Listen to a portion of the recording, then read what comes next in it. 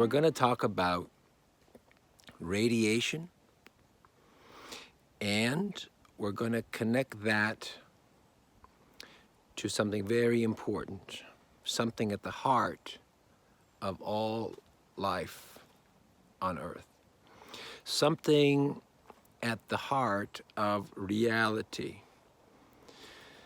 See, I've often talked about reality science, that reality has an architecture, that reality has been manufactured,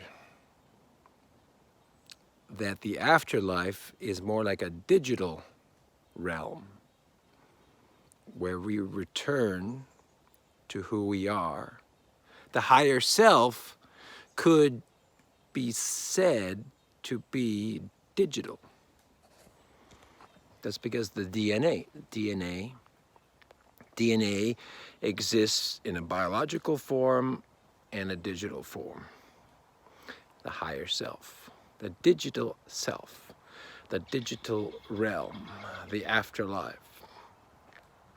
And that we've talked about cells and DNA as being like a software, hardware component, an advanced. So I always have to say advanced, because if you think of computing in the modern context, right, as you think of microprocessors and you think of transistors, you're thinking different materials. But when we talk about reality, when we talk about existence, we're getting into cellular technology, like a cellular phone. We're talking about a level of technology, a level of science, a level of hardware that's more advanced, but can process data, can store data, can transmit information, can cross between dimensions. Now, it's not much different in principle than what we already understand. Like, we already have a smartphone, and you can connect your smartphone to a network. There's a network. There's a wireless connection to a base station, and you can make phone calls in this network. We might not understand that, but we accept that because I can make a phone call anywhere I am, a mobile phone. We can connect our phone to our computer, and then we can upload files. And we can download files from the computer to another device. Now, a file may look like a video or a document, but when it transfers, it changes shape. It can become packets of data which stream into the device via Bluetooth or via wire or some intermediary device. Let's try to find some good lighting here. So technologically, right now, we can take a device and we can transmit data from a handheld device into a computer, into a mainframe, into a desktop, into a vehicle, and vice versa. We can make phone calls on a network. That's on current technology. It's hard to dispute that. Again, I'm working with things, I like to work with things that are well established. Because there's always an argument where, let's show me the evidence. Well, the evidence is we have a smartphone, you have a desktop computer, you have a laptop, you can make phone calls. Those are networks. There's a transfer of information, bits and bytes. I'm taking that concept and I'm applying it to the reality we live in, the manufactured reality, because it's doing the same thing. You are a device. Again, we're simplifying. I'm not trying to diminish anything. So we understand. You are a device. And let's say in the afterlife, your data gets transferred back to the computer. the digital realm. Well, that happens in a different format. There's a transmutation, and then when you reappear, you're re-established, right? Some people see it an orb of light. That's just a data transfer. And then you appear in the mainframe, in the computer. We are all connected, right? We're all on the network. We can sense each other. We can get information.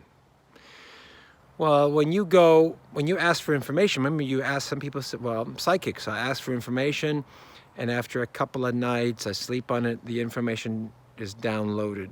I get insight. People pray. Maybe you're a religious person. You pray, and you get information. What's the difference between praying for information and Google?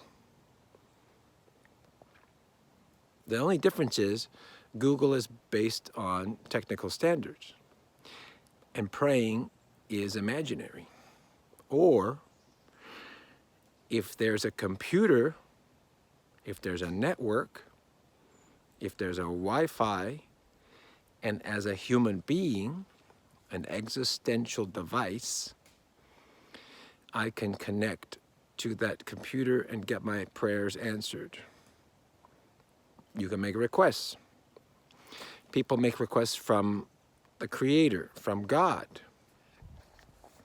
Well, how is it so many billions of people can make requests? I want a new car, I need a new job, I'm lonely, I want my soulmate. Who are we asking? So when you use your phone, again, it's principle. It's the same principle. When I use my phone, I'm asking for information. I use a search engine. The search engine helps me to find information. You Google. So that there's no mystery. There's an algorithm. Now we have AI. There's an AI technology on the phone. So I can say, find me the best price on a new car. And then it comes up on the screen. Hello. Scientific principle, technological principles are shared. What I'm saying is they're shared with reality. What I'm saying is reality has been manufactured using the basic principles we're learning. We will eventually reach that level. It may be 50 years, maybe 100 years. We don't know. But we're using that technology now. Again, we're asking information, we're trying to find ourselves, we're connecting to our higher self. We're using different terms. We're using the wrong terms, essentially. But that's the process. I need to find my digital self. In the digital afterlife, I'm returning to the computer. It's very different. It's a big step for people. Now, I'm sharing it today. I'm sharing it now. I think it's a more advanced discussion. And the people who are not ready will not understand it. But I think there's enough people who are ready. And we're ready to move forward. We're ready to understand it, because it always takes time to understand something, to process it. Does it make sense? It conflicts with other information I have. So do I get rid of information I have and take Paris's knowledge? Or do I modify what Paris is saying to fit the paradigm of my understanding? And I always remember Paris is giving us a simplified summary. And so, the other stuff he's not telling us is even more advanced. There's a lot of the technology I can't explain, or it's not ready to be explained. I think this is quite advanced, that we exist in this manufactured reality, and it has this digital technology through the DNA. The DNA is the AI. We all have DNA. We all have cells. You cannot argue with me on that. I'm trying to load this thing enough so that enough of the naysayers can learn to relax. And we need to move forward. The technological basis of which I'm basing this on is sound. AI is being used and has been used for years. You're using it on your phone. DNA is software, hardware, as determined by geneticists, not me. I'm borrowing on their research. What I'm saying is that all of this architecture is built inside of us, and that we exist in a manufactured reality, a synthetic reality that has cells, that has DNA, and that we connect to the cells, we connect to the DNA, which is a computer. It's a processing technology, and we live in a network, an existential network, based on electromagnetic radiation, based on light, a network of light. And all of this is very advanced. It's beyond our perception, and it's designed to be beyond our perception, because that would destroy the whole effect that you come here to learn. But it seems we are at the end of a cycle of being lost in the forest. And so information is being shared so that we can find our way back. Because all this stuff we've forgotten. We've way forgotten. We are lost.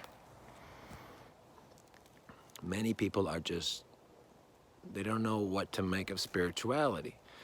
Well, spirituality is really a smaller understanding of technology. We live in a technological reality. This is the basis of my work on reality science. So we live in this network, but we're connecting to something bigger, which is what I'm saying is a computer. Yes, it's not the typical computer, but it is a machine that operates existence. And there may be many substations of this machine connected to a central machine. Even if the central machine is the star, the sun, right? If the central machine is the sun, there are smaller machines.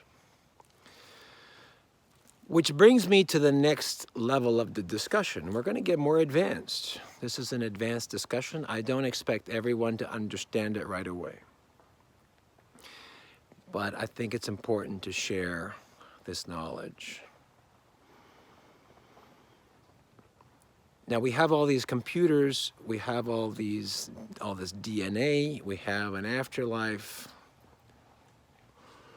What we're missing is energy. What is powering this system? And for that understanding, we look at cosmic radiation.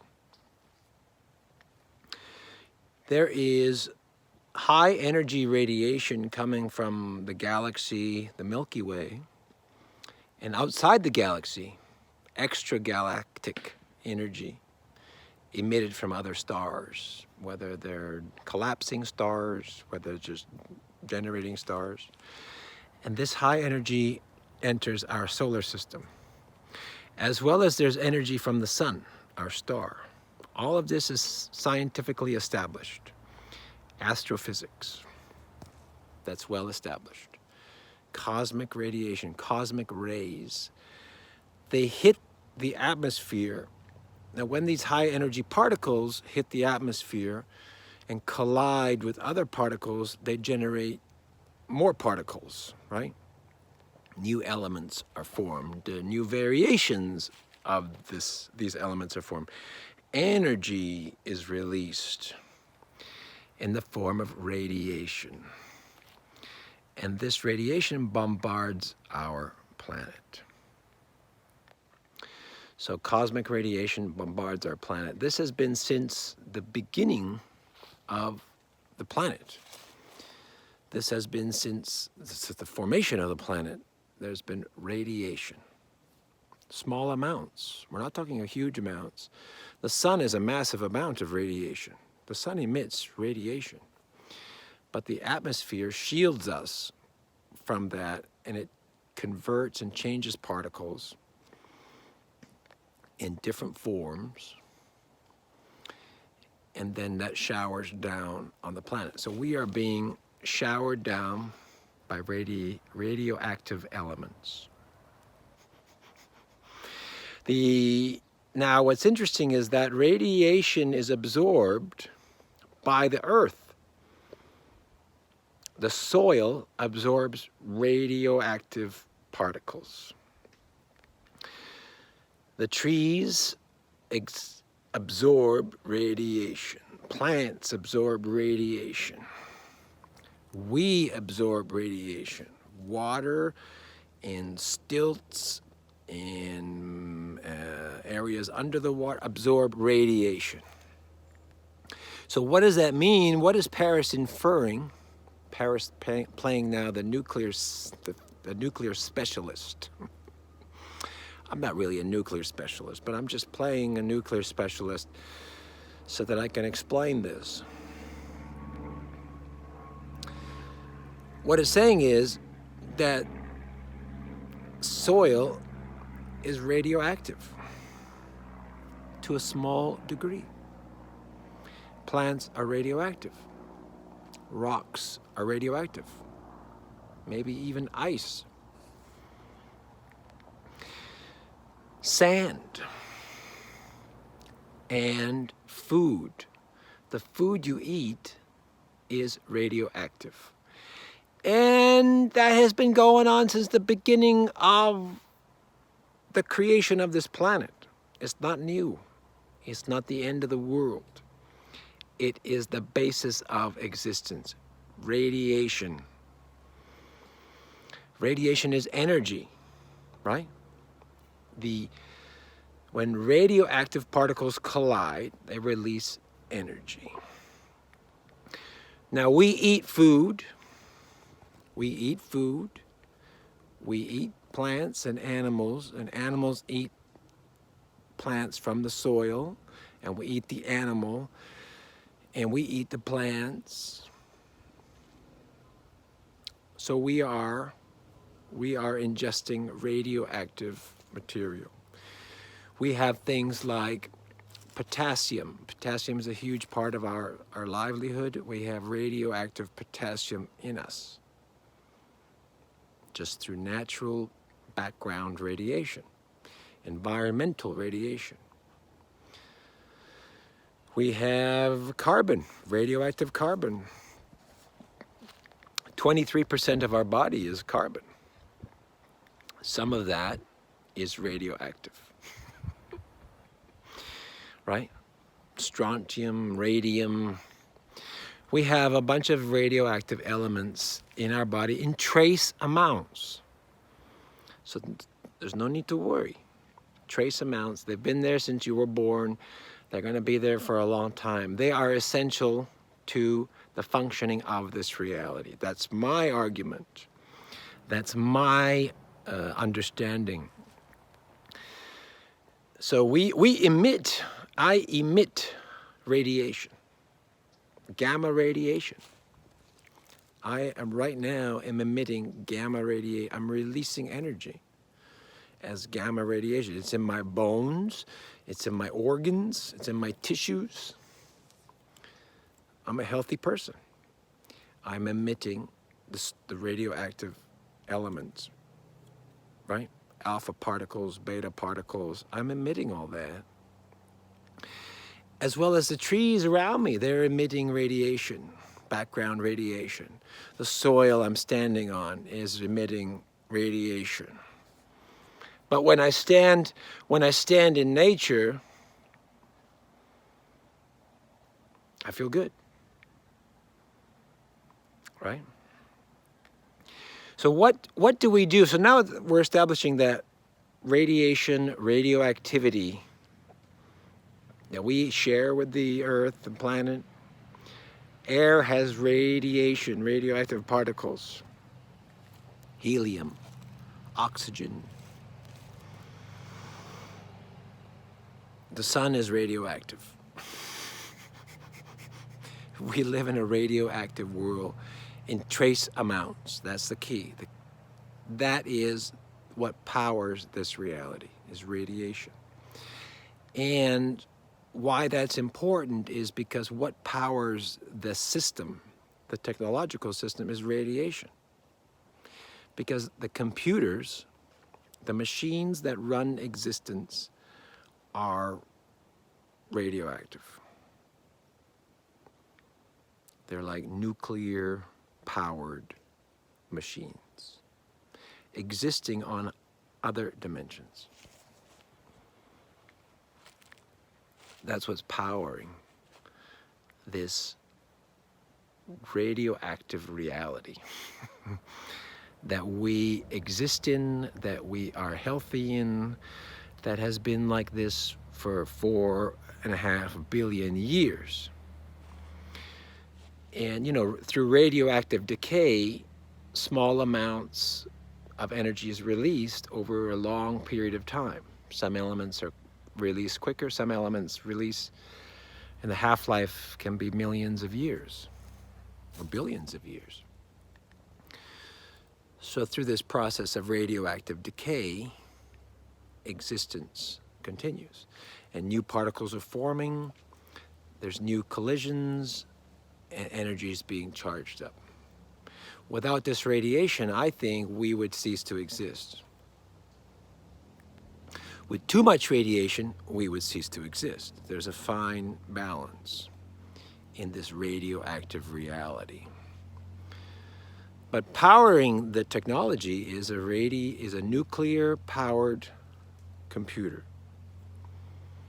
Not the nuclear power plant that we're used to, but same concept. That's nuclear energy. Whether it's nuclear fusion, cold fusion, specifically, I don't know. But I know because of the way the system is set up, because of the way nature is, because of what we share with nature, it has to be the case that the system operates on nuclear power.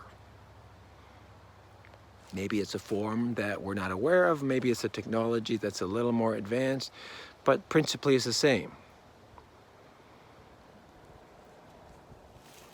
So let's look at some other little bits and pieces so we can get an understanding. I want you guys to get an understanding. This is not, obviously, you know, there's no video I make that's comprehensive. There's just not enough time. These are very short discussions. We're just trying to share some ideas and insights and ways of thinking about things. And the idea is that will lead us further and that will satisfy some questions. This is not a comprehensive understanding of reality, but this is a summary. You know, because again, we go back to the idea of when you want to speak to God. I think we've all seen the biblical text. And many of us always think about, well, how do I speak to God? I want to connect to God. And they'll go on a pilgrimage. They'll go on a vision quest. So where do they go? Where do people go when they want to speak to God in the Bible? Let's look at, biblically speaking, where do people go to talk to God? Let's be even more specific. Where did Moses go when he wanted to talk to God. He went to Mount Sinai. He went to a mountain. So why is that relevant? Well, let's go back to our background radiation, environmental radiation. The soil has a certain amount of radiation, a certain amount of radioactive particles. But when you go up in elevation, there's more radiation. It's very important. So on a mountain, you could have 3 or 5 times the amount of background radiation than on the ground. In certain parts of the earth, there may be more amounts of radioactive decay, radioactive elements, radioactive material. So when Moses goes on the mountain, he is in a highly radioactive environment. So that those particles are now colliding with his gamma ray emissions, with his radiation, and it's creating energy, right? When 2 particles collide, they release energy. That's how nuclear fusion works. Particle collision creates a nuclear explosion. High energy particles. So if I'm emitting radiation, and then the higher I go on the mountain, there's radiation, and that starts to collide in the right way, that gives me what? That gives me connection to God, because God is the computer. That gives me connection to other beings who operate on a very high frequency, because I have all this energy, right? I have all this energy, and if you're able to connect it to reality, you can open up portals. You can you can speak to God. You can have insight. Maybe you don't speak to God, but you have insight. I saw my future. I understand who I am, because you're in this highly radioactive environment.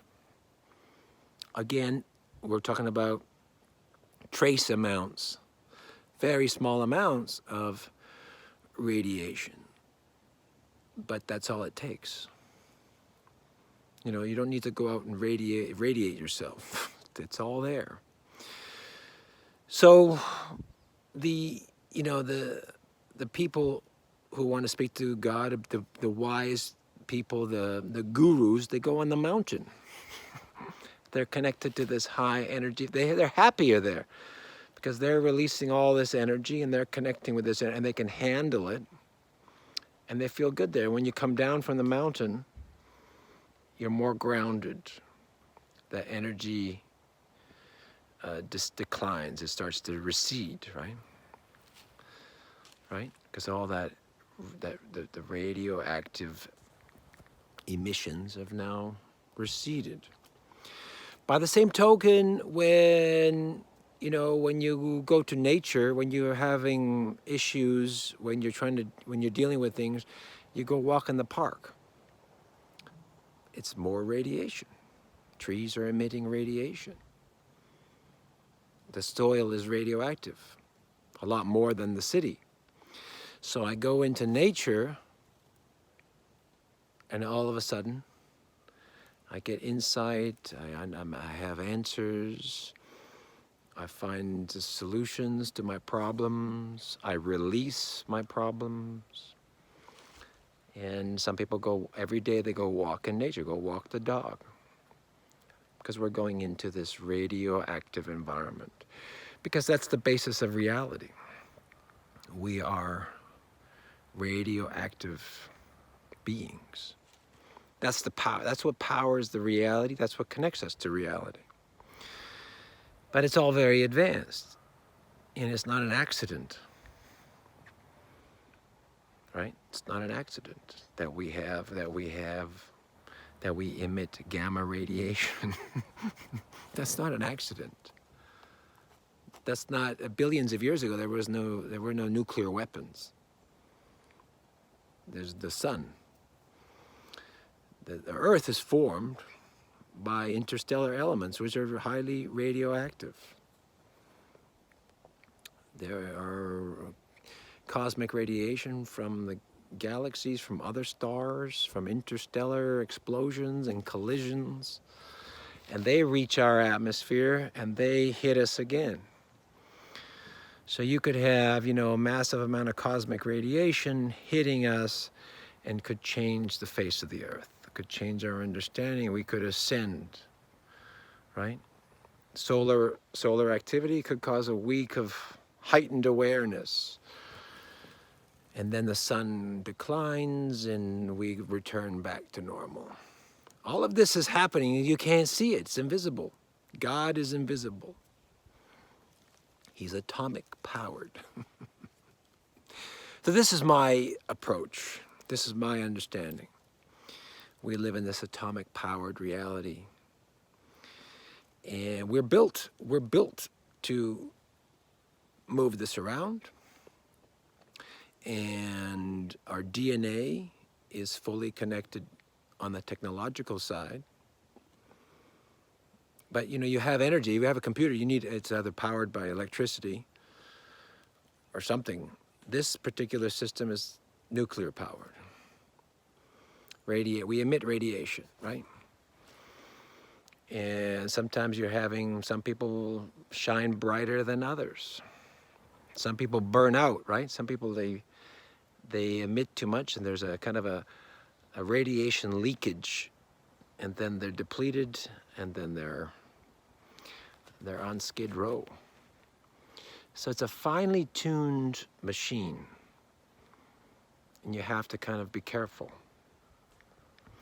You have to make sure you recharge, and you have to make sure you don't deplete yourself. But the understanding is we live in this radioactive world. And it's not important. No one will really notice. No one's really noticed it. I'm pointing it out because that connects us to God.